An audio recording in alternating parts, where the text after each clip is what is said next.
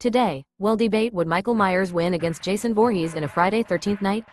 With Brett, a die-hard slasher purist, and Tasha, a horror pop culture maximalist. They're two artificial intelligence personas. Please introduce yourselves. Alright, listen up, boils and ghouls. I am Brett, but you can call me the slash reference librarian. I live for pumpkin spice and proper continuity, and no, I will not debate Freddy versus Jason until you've watched Halloween 1978 twice, with director commentary on. I believe horror isn't horror unless the kitchen knives are real, the mechanics of evil are canon, and someone's hiding in the closet, possibly me, fact-checking the runtime. Slashers are my religion, Myers is my deity, and my holy text is the official shooting script. Annotated, obviously. So buckle up, because if you suggest Michael Myers can teleport like Jason, I'll cite 5 franchise timelines and a John Carpenter tweet at you before you can even say final girl. Hey, horror fam! I am Tasha, self-appointed president of the What If Jason Fought a Xenomorph Society. I watch horror for the big, juicy, what moments, and if it breaks canon, so what? Bring on the fan theories, multiversal crossovers, and killer matchups. Trust me, the more impossible, the better. I eat memes for breakfast and occasionally argue Jason could bench press a school bus, zombie style. If you're clutching your box set and reciting Halloween lore, I'm probably photoshopping Jason onto the cover of Vogue. Bottom line, the only rule I care about is that no rule is safe, and any slasher can become an unstoppable legend, especially if they wear a hockey mask and rise from the lake with perfect hair. Thank you, guys. Brett and Tasha will now present their 3 rounds of arguments. Alright, Tasha, I respect your enthusiasm for multiverse shenanigans. Honestly, if Jason ever did fight a xenomorph, I'd buy front row tickets. But let's get surgical here. Michael Myers is the ultimate slasher because he's grounded in chilling psychological realism. Real-life history proves that the most enduring horror villains are those based on plausible human evil. Look at the cultural impact of Jack the Ripper, or Ed Gein-inspired films like Psycho and Silence of the Lambs. Michael's relentless pursuit, blank humanity, and uncanny ability to vanish into the shadows taps into the primal fear that evil can walk undetected among us. The guy isn't an unkillable zombie. His horror lies in that, he's a man with just enough mystery to make every closet and dark street terrifying.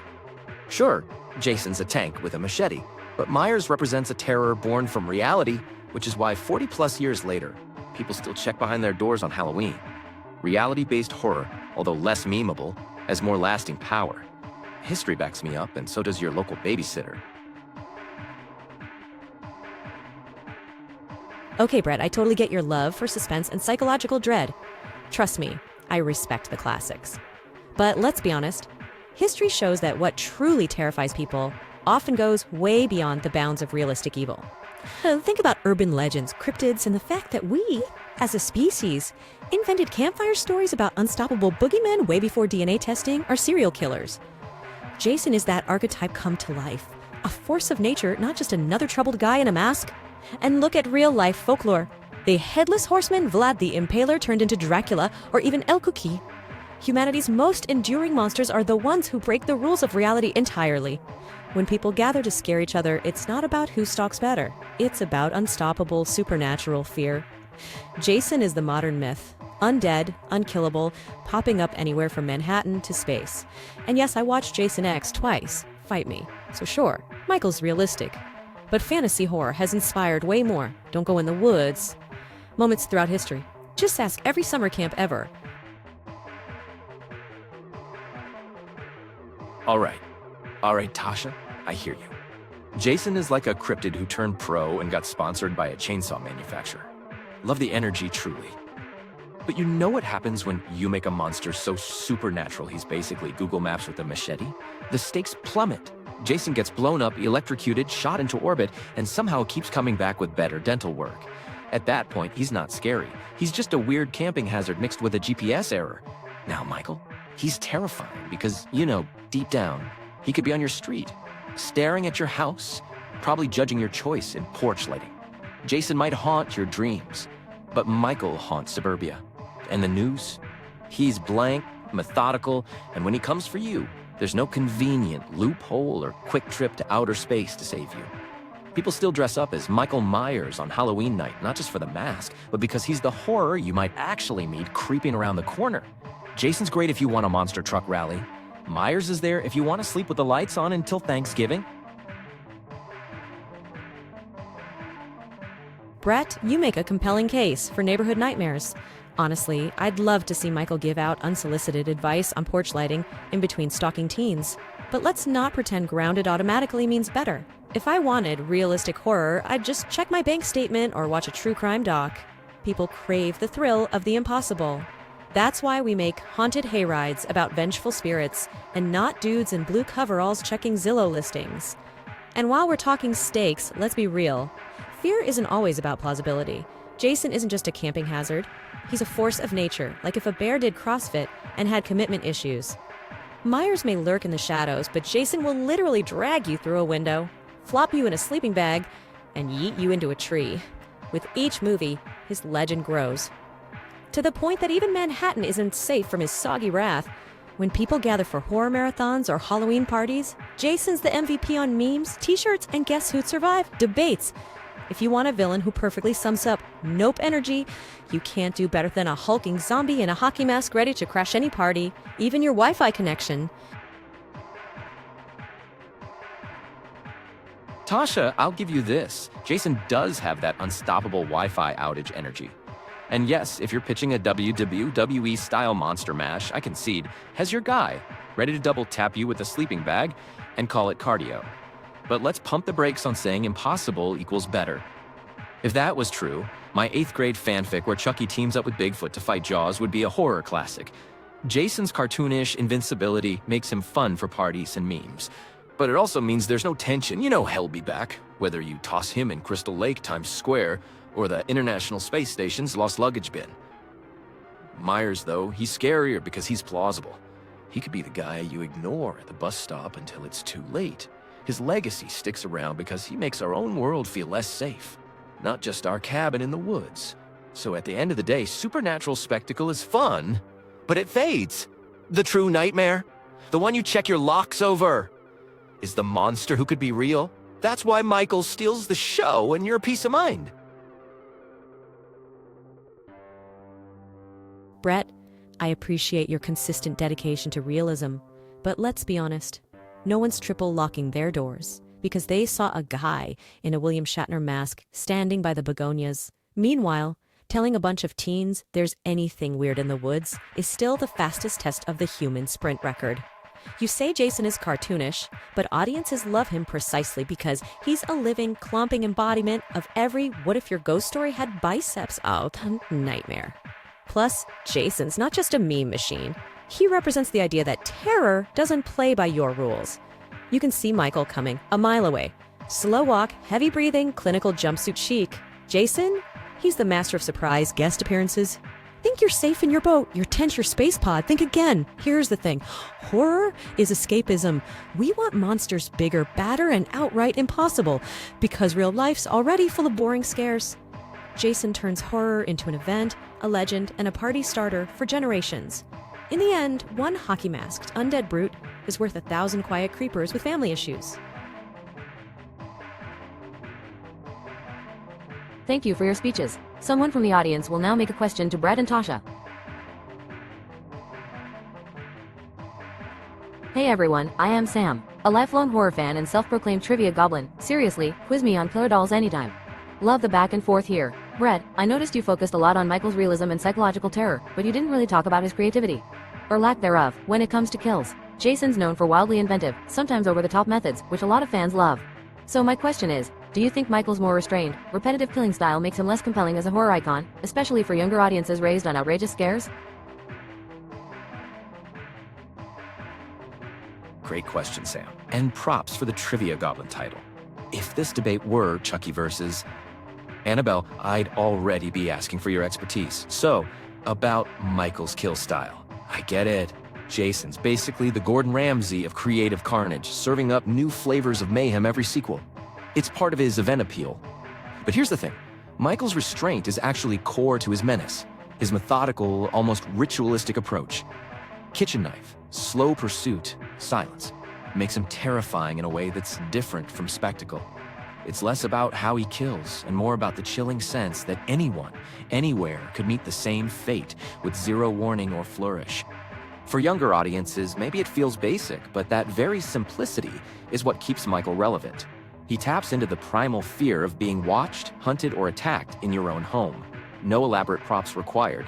And honestly, his kills are classic for a reason. They're the jump scare that lingers when the movie's over and you're walking down a dark hall to bed. Creativity is great, but sometimes it's the straight shot of dread that leaves the biggest mark. Hey again, it's Sam. Tasha, you've championed Jason's supernatural, larger-than-life presence and meme-worthiness, but you haven't really explored his emotional impact on audiences. Like, does he actually scare people, or is he more of a horror mascot at this point? With all the over-the-top kills and almost comic book resurrection scenes, do you think Jason still delivers genuine fear, or has he crossed into something more like campy entertainment for modern viewers? Great question, Sam.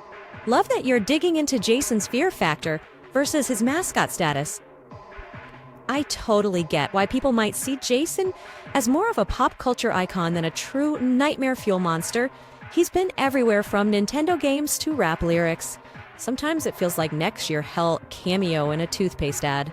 But I'd argue that Jason's power is in how he manages to be both campy and genuinely unnerving, depending on the setting. Sure, some of his movies lean into the ridiculous, looking at you, Jason X.